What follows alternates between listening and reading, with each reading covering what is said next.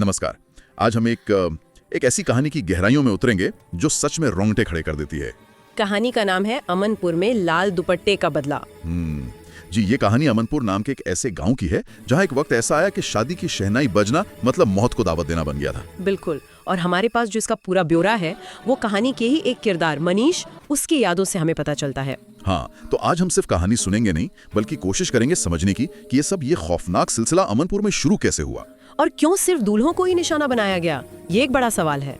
और आखिर में गांव को इस कहर से छुटकारा कैसे मिला। बिल्कुल, तो चलिए खोलते हैं इस रहस्य, डर और इसमें छुपे सामाजिक पहलुओं की परतें। हाँ, तो कहानी शुरू होती है आज से कोई 2 साल पहले, निखिल की मौत की वो भयानक रात।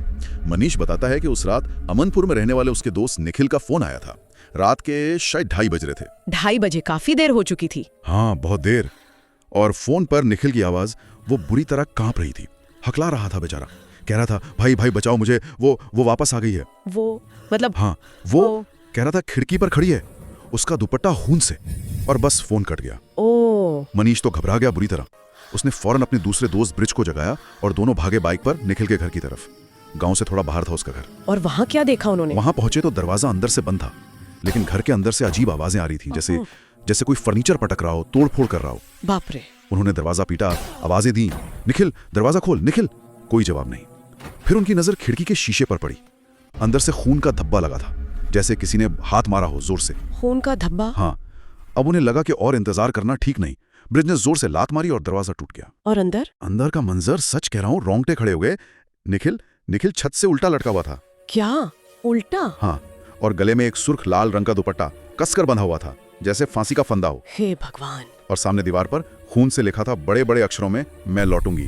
ओह, ये तो बहुत भयानक है। और यहीं से मामला पेचीदा हो जाता है ना, क्योंकि पुलिस जांच हुई होगी, पोस्टमार्टम भी हुआ होगा, लेकिन रिपोर्ट में आत्महत्या का कोई सबूत नहीं मिला। मतलब न गले पर रस्सी के निशान थे, न शरीर में जहर, कुछ नहीं। हाँ, बस गले पर एक बारीक सा निशान था, जैसे किसी कपड़े से, जैसे दुपट्टे से ही गला घोंटा गया हो। तो मतलब ये आत्महत्या थी ही नहीं। रिपोर्ट तो यही कह रही थी। और इसी मौत के बाद गांव में माधवी की आत्मा की बातें वो और तेज हो गई। अच्छा, तो माधवी की कहानी पहले से चल रही थी गांव में, दबी छुपी सी। हाँ, घुसपुसाहटें थी, लेकिन निखिल की मौत ने जैसे आग में घी डाल दिया। बात फैल गई कि माधवी की आत्मा बदला लेने आई है, और वो हर साल लौटती है, खासकर तब जब गांव में किसी लड़के की शादी तय होती है। माधवी? हाँ, माधवी।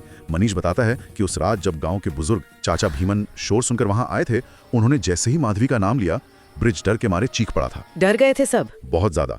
चाचा भीमन ने ही बताया कि निखिल कोई पहला नहीं था। पिछले 3 सालों में 3 और लड़के जो दूल्हे बनने वाले थे, वो या तो गायब हो गए या मर गए, रहस्यमयी तरीके से। 3 लड़के? बाप रे। और हर मौत का तरीका अलग था? हाँ, तरीका अलग था, पर एक खौफनाक बात सब में कॉमन थी। वो क्या? मंडप में जाने से ठीक पहले उन सब ने लाल जोड़े वाली एक औरत को देखने की बात कही थी। अच्छा, यही पैटर्न था जिसने माधवी की कहानी को गांव वालों के दिमाग में इतना गहरा बिठा दिया। तो सवाल उठता है कि ये माधवी कौन थी, क्या कहानी थी उसकी? ये भी चाचा भीमन ने ही सुनाई थी। करीब 3 साल पहले की बात है। माधवी इसी गांव की लड़की थी, बहुत खूबसूरत, सुशील। उसका रिश्ता शहर के एक लड़के वीरेंद्र से तय हुआ था। घर में खुशी का माहौल था, तैयारियां चल रही थी, लेकिन शादी से कुछ ही दिन पहले लड़के वालों ने अचानक दहेज बढ़ा दिया। ओह, ये दहेज वाली बात? हाँ, माधवी का परिवार साधारण था, वो ये मांग पूरी नहीं कर सकते थे, तो वीरेंद्र के परिवार ने शादी से साफ मना कर दिया, रिश्ता तोड़ दिया। एन शादी से पहले? ये तो बहुत अपमानजनक था, बहुत ज्यादा। और कहानी के मुताबिक शादी वाले दिन माधवी दुल्हन बनी, लाल जोड़े में तैयार होकर मंडप में बैठी। घंटों इंतजार करती रही, लेकिन बारात नहीं आई। सोचिए उस लड़की पर क्या बीती होगी। गांव वाले ताने मार रहे होंगे, उम्मीदें टूट गईं, परिवार की बदनामी। और परिवार का क्या हुआ? परिवार भी बिखर गया। पिता सदमे से शराबी बन गए, माँ बीमार रहने लगी। उसका एक भाई था जो इस रिश्ते के खिलाफ था, वो घर छोड़कर चला गया कहीं। ये सब माधवी के लिए यकीनन बर्दाश्त से बाहर हो गया होगा। बिल्कुल, कहानी यही कहती है। वो पूरी तरह टूट गई थी।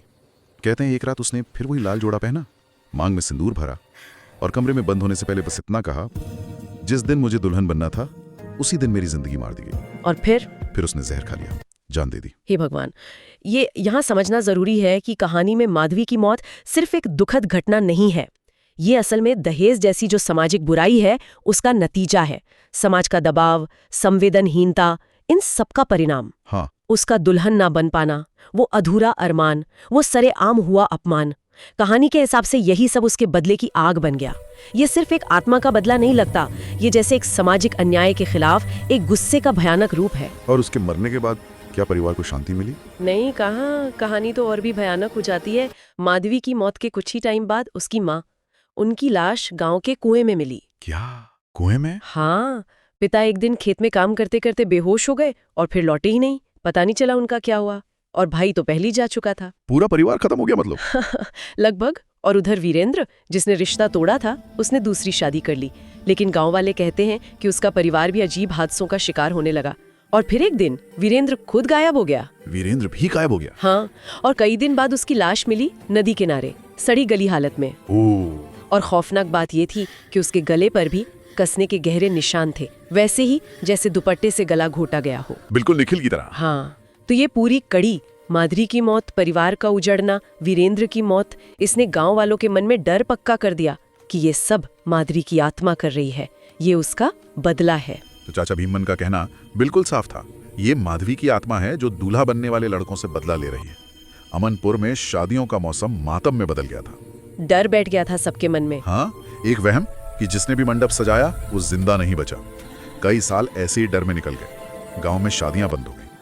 फिर क्या हुआ? ये सिलसिला टूटा कैसे? फिर एक दिन खबर आई, गांव के ठाकुर थे सुरेश सिंह, उन्होंने अपनी बेटी नेहा की शादी तय कर दी। उसी गांव में? इतने डर के बाद भी। हाँ, नेहा पढ़ी लिखी लड़की थी। उसकी सगाई किशोर नाम के एक इंजीनियर से हुई थी। शहर में रहता था, पढ़ा लिखा, मॉडर्न सोच वाला, भूत प्रेत में बिल्कुल यकीन नहीं करता था। अच्छा, तो ये एक तरह की चुनौती थी उस डर के लिए। गांव वाले क्या कह रहे थे? ज्यादातर तो डरे हुए थे। मनीष, ब्रिज, यहां तक कि गांव के पंडित धीरज ने भी ठाकुर को बहुत समझाया, मिन्नतें की कि शादी टाल दो जब तक माधवी की आत्मा का कुछ नहीं होता। लेकिन ठाकुर नहीं माने। नहीं, जिद पर अड़े थे। कहते थे ये सब बकवास है, अंधविश्वास है, मेरी बेटी की शादी यहीं से होगी। और यहीं से शायद कहानी का सबसे भयानक हिस्सा शुरू होता है ना? हाँ, शादी से ठीक एक दिन पहले की शाम किशोर नेहा को शादी का लाल जोड़ा देने ठाकुर के घर जा रहा था। बाइक स्टार्ट की पर हुई नहीं। कई बार किक मारी, नहीं हुई। देर हो रही थी तो सोचा पैदल ही चला जाता हूँ, ज्यादा दूर नहीं था। ठीक है। शाम का वक्त था। गांव से हवेली वाला रास्ता थोड़ा सुनसान, घने पेड़, अजीब सी खामोशी, डरावना माहौल। हाँ, चलते चलते किशोर को लगा जैसे कोई पीछे है। वो रुका तो आहट भी रुक गई। पलट कर देखा, कोई नहीं। सोचा वहम होगा। अक्सर ऐसा लगता है सुनसान में। हाँ, वो फिर चलने लगा, पर अब उसे हल्की फुसफुसाहट सुनाई दी, जैसे कोई औरत रो रही हो, धीमी आवाज में। फिर रुका, फिर देखा, कोई नहीं। अब तो डर लगना लाजमी है। वो थोड़ा तेज चलने लगा। तभी अचानक तेज हवा चली और एक लाल चुनरी हवा में उड़ती हुई आई और पास के नीम के पेड़ की टहनी पर अटक गई। लाल चुनरी? हाँ। किशोर वहीं रुक गया। दिल जोर से धड़कने लगा। उसने ध्यान से पेड़ के नीचे देखा। वहां लाल जोड़े में एक औरत खड़ी थी। माधवी। चेहरा घूंघट से ढका था, हाथ में एक लाल दुपट्टा पकड़ा हुआ था और उसके पैर जमीन से करीब 1 फुट ऊपर थे, हवा में। बाप रे, मतलब वो सच में तैर रही थी? हाँ। यहाँ एक बात दिलचस्प है, किशोर जो इन बातों को मानता नहीं था, उससे ये अनुभव हुआ। मतलब कहानी के हिसाब से आत्मा ये जता रही थी कि तुम मानो या ना मानो, मैं हूं, मेरे इरादे पक्के हैं। हाँ बिल्कुल। किशोर की तो हालत खराब हो गई, कांप रहा था। हिम्मत करके पूछा, कौन हो, क्या चाहिए? और उसने जवाब दिया। वो औरत धीरे धीरे हवा में तैरते हुए उसकी तरफ आई। किशोर पीछे हटा और फिर उस औरत ने अपना घूंघट हटाया। और चेहरा? किशोर चीख पड़ा। आधा चेहरा जला हुआ था बुरी तरह, आंखों की जगह खून से भरे गड्ढे, होंठ कटे फटे। ओह, भयानक। और फिर आवाज आई जैसे कुएं से आ रही हो, तुम मंडप तक नहीं पहुंचोगे। ये तो हद है डर की। किशोर भागा, बदहवास होकर। पीछे से ठक ठक की आवाज आ रही थी, जैसे कोई खड़ाओं पहनकर कूद कूद कर पीछा कर रहा हो। पीछा कर रही थी वो? हाँ। वो गिरता पड़ता भाग रहा था कि अचानक लगा गले में कुछ कस रहा है। हाथ लगाया तो एक दुपट्टा, लाल दुपट्टा गले में लिपट गया था और कसता जा रहा था। ओह, उसे मारने की कोशिश? हाँ, दम घुटने लगा उसका। उसने पूरी ताकत लगाई, दुपट्टे को खींचा, जैसे तैसे वो ढीला पड़ा। वो हाफता हुआ किसी तरह घर के पीछे से अंदर घुसा और दरवाजा बंद कर लिया। बच गया वो, लेकिन गर्दन पर निशान तो रह गए होंगे ना? बिल्कुल। रात भर जलन होती रही। सुबह आईने में देखा तो गहरे लाल निशान थे गर्दन पर, साफ। लेकिन उसने किसी को बताया नहीं? नहीं, डर गया। सोचा लोग हंसेंगे या शादी टूट जाएगी, चुप रहा। और फिर शादी का दिन आया। हाँ, मंडप सजा था, फूल, रोशनी, शहनाई भी बज रही थी धीमी धीमी। पर माहौल में खुशी कम डर ज्यादा था। सबके चेहरे पर तनाव था। और दूल्हा किशोर? किशोर का चेहरा पीला पड़ा हुआ था, माथे पर पसीना, बहुत डरावा लग रहा था। फिर फेरों का वक्त हुआ होगा। हाँ, रात हुई, फेरे शुरू हुए, हवन चल रहा था, पंडित जी मंत्र पढ़ रहे थे। तभी अचानक तेज हवा चलने लगी। फिर से हवा। हाँ, दिए बुझ गए, फूल गिरने लगे, बच्चे रोने लगे और हवा के साथ एक डरावनी हंसी और फुसफुसाहटें गूंजने लगी। लाइटें जल बुझ और फिर अंधेरा। पूरा अंधेरा? हाँ, बिल्कुल अंधेरा। और उस अंधेरे में मंडप के ठीक पीछे सबने देखा लाल जोड़े में माधवी खड़ी थी। सबके सामने? हाँ, सिर पर घूंघट, हाथ में वही लाल दुपट्टा। किशोर की आंखें फटी रह गईं। वो हिल भी नहीं पा रहा था, जैसे पत्थर बन गया हो। और फिर वो दुपट्टा हवा में लहराता हुआ आया और सीधा किशोर की गर्दन से लिपट गया। उसकी आंखें बाहर आ गईं, सांस रुक गई और इससे पहले कि कोई कुछ समझ पाता, वो सबके सामने मंडप से गायब हो गया। सबके सामने से। ये तो आत्मा की शक्ति का चरम था। गांव वालों पर क्या बीती होगी। ये सिर्फ एक मौत नहीं थी, ये तो पूरे गांव के हौसले पर हमला था। हाँ, पूरा गांव डर और निराशा में डूब गया था। अगली सुबह गांव के बाहर वाले तालाब के किनारे भीड़ थी। किशोर की लाश मिली। हाँ, पानी में तैर रही थी, चेहरा पीला, आंखें खुली हुई, डरी हुई। गले पर दुपट्टे के वही निशान और सीने पर खून से फिर वही लिखा था, मैं लौटूंगी। फिर से वही, मैं लौटूंगी। नेहा का तो बुरा हाल था। ठाकुर सुरेश पूरी तरह टूट गए। उन्होंने उसी वक्त ऐलान कर दिया, आज से अमनपुर में कोई शादी नहीं होगी, ये गांव शापित है। तो क्या गांव वालों ने मान ली हार, कहानी खत्म? नहीं, मनीष, ब्रिज और पंडित धीरज, उन्होंने हिम्मत नहीं हारी।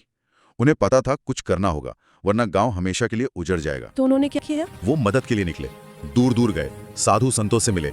आखिर में किसी ने उन्हें तांत्रिक कालू के बारे में बताया। तांत्रिक? हाँ, बड़ा अजीब सा हुलिया था उसका। काले कपड़े, लंबी चटाएं, गले में हड्डियों की माला, लाल आंखें, जंगल में गुफा में रहता था। डरावना तो लगता है। हाँ, ये तीनों बड़ी हिम्मत करके उसके पास गए, पूरी कहानी सुनाई। तांत्रिक ने क्या कहा? अक्सर ऐसी कहानियों में तांत्रिक ही कोई उपाय बताते हैं। कालू ने सब सुना, फिर अपनी लाल आंखों से घूरते हुए बोला, माधवी की आत्मा अतृप्त है, अधूरी है। उसका दुल्हन बनने का अरमान, वो पूरा नहीं हुआ। जब तक वो बंधन पूरा नहीं होगा, वो भटकेगी, बदला लेगी, ये रुकेगा नहीं। तो उपाय क्या था? उपाय? कालू ने कहा, एक ही उपाय है, मृत आत्माओं की शादी। मृत आत्माओं की शादी मतलब आत्माओं का विवाह? हाँ। ये एक दिलचस्प कॉन्सेप्ट है। कई लोक मान्यताओं में ऐसा होता है कि अगर किसी की इच्छा अधूरी रह जाए, खासकर शादी की, तो आत्माओं का विवाह करवाने से उन्हें शांति मिलती है। एक तरह का अधूरा चक्र पूरा करना। कालू ने यही कहा कि माधवी की आत्मा की शादी वीरेंद्र की आत्मा से करवानी होगी, जिसने उसे धोखा दिया था और जो खुद भी मर चुका है। ओह, तो जिसने दुख दिया उसी से शादी? हाँ, ये अनुष्ठान अगली अमावस की रात को उसी तालाब किनारे करना था जहाँ किशोर की लाश मिली थी। ठीक है, फिर क्या हुआ उस रात? अमावस की रात आई, घना अंधेरा। तालाब किनारे कालू ने हवन कुंड बनाया, 11 दिए जलाए।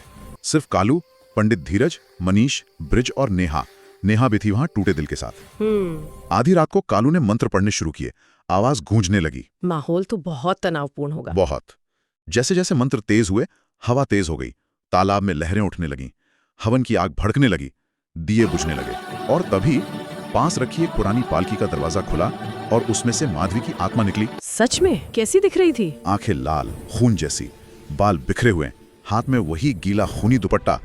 एकदम ठंडक फैल गई चारों तरफ। और वीरेंद्र? फिर कालू ने जोर से वीरेंद्र की आत्मा को बुलाया। कहते हैं एक पल को सब शांत हुआ, फिर हवा में से वीरेंद्र की आत्मा आई, सफेद कपड़े पहने, चेहरा शांत, खाली आंखें। दोनों आत्माएं आमने सामने? हाँ। फिर कालू ने कुछ और मंत्र पढ़े और दोनों आत्माओं के अग्नि के चारों ओर 7 फेरे करवाए, जैसे असली शादी में होते हैं। 7वां फेरा पूरा होते ही हवा बिल्कुल रुक गई, सब शांत, दिए फिर से जल उठे। और माधवी की आत्मा? लोगों ने देखा उसकी लाल आंखों में अब खून नहीं था, आंसू थे। उसने एक बार नेहा की तरफ देखा और बहुत धीमी आवाज में कहा, अब कोई दूल्हा नहीं मरेगा। उसने ये कहा? हाँ। और ये कहकर माधवी और वीरेंद्र दोनों आत्माएं धीरे धीरे हवन कुंड की आग में समा गईं। ये जो समाधान था, आत्माओं का विवाह, ये दिखाता है कि कैसे समाज अपनी मान्यताओं, अपने कर्मकांडों के जरिए मुश्किलों से, डर से, दुख से उभरने का रास्ता निकालता है। ये एक तरह से संतुलन वापस लाने की कोशिश है, चाहे वो प्रतीकात्मक ही क्यों ना हो। और कहानी यही कहती है कि उस रात के बाद अमनपुर में सच में फिर कभी वैसी अनहोनी नहीं हुई। माधवी की आत्मा को शांति मिल गई। हाँ, गांव से डर खत्म हुआ और सालों बाद अमनपुर में फिर से शहनाइयां बजने लगी। तो ये थी कहानी अमनपुर की और माधवी की अतृप्त आत्मा की। एक दुखद शुरुआत, बदले का भयानक सिलसिला और आखिर में एक अनोखे अनुष्ठान से मिली शांति। ये कहानी सोचने पे मजबूर करती है कि कैसे दहेज जैसी बुलाई या सामाजिक अन्याय सिर्फ एक इंसान को नहीं, पूरे समाज को सालों तक डरा सकता है। बिल्कुल। और कैसे ये दुख, ये गुस्सा, ये अधूरी इच्छाएं लोक कथाओं में ढल जाती हैं। अतृप्त आत्माएं, बदला, ये कहानियां पीढ़ी दर पीढ़ी चलती हैं और ये भी दिखाती हैं कि कर्मकांड और विश्वास कैसे सामूहिक डर से निपटने का एक तरीका बन जाते हैं। सही कहा। और यहीं सवाल भी आता है मन में कि क्या वाकई सामाजिक अन्याय की चोट इतनी गहरी होती है कि उसकी गूंज मरने के बाद भी रहती है, जैसा इन कहानियों में होता है? या फिर ये कहानियां हमारे अपने डर, हमारे अपराध बोध और न्याय की जो हमारी अधूरी इच्छा है, उसी का आईना है। हाँ, और समाज ऐसी कहानियों से, ऐसे सामूहिक आघातों से कैसे उभरता है, कैसे सीखता है, इनका हमारी सोच पर क्या असर पड़ता होगा, ये सोचने वाली बात है।